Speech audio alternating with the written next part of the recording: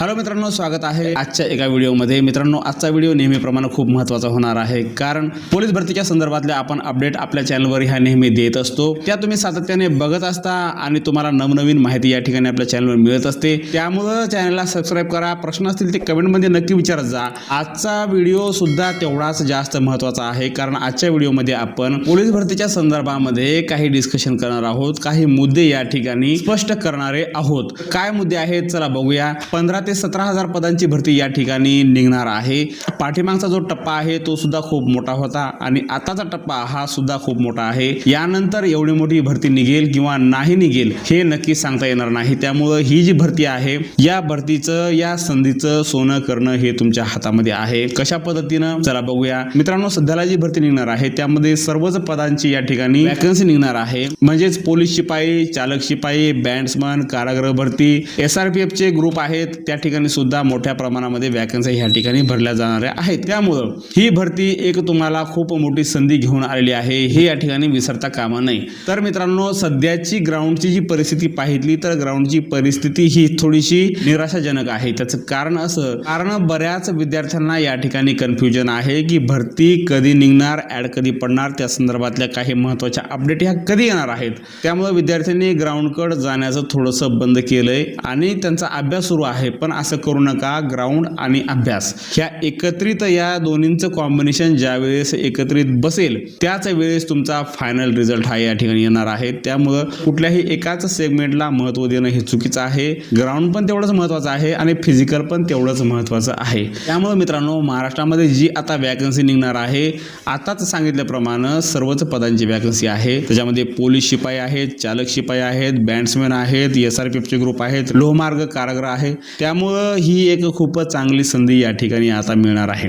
कुंभमेळा हा एक महत्त्वाचा विषय पोलीस भरतीलाच अनुसरून या ठिकाणी डिस्कशनसाठी येतोय। सध्याचा जो कुंभमेळा आहे मित्रांनो, तो जरा लॉंग टर्म म्हणजे दीर्घकालीन चालू शकतो, म्हणजे 22 ते 24 महिने, म्हणजेच तब्बल 1 ते 2 वर्ष हा कुंभमेळा चालणार आहे। त्याच्या पाठीमागे अनेक कारणं आहेत, ते आपण कधीतरी नंतर डिस्कशन करूया।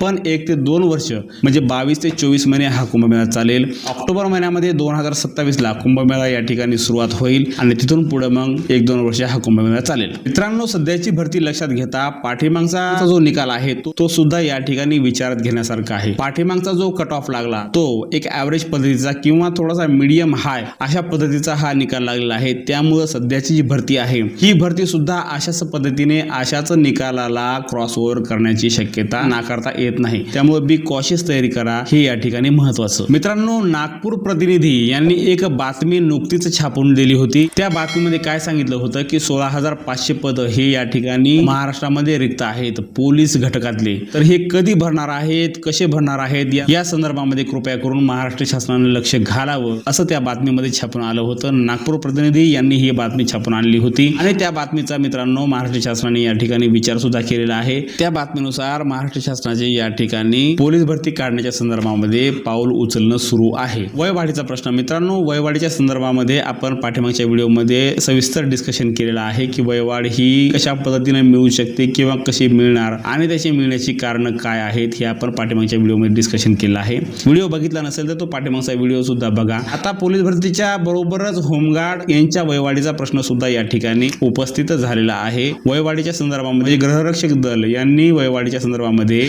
प्रशासकीय अधिकाऱ्यांना अनेक ठिकाणी हे निवेदन या ठिकाणी दिलेले आहेत।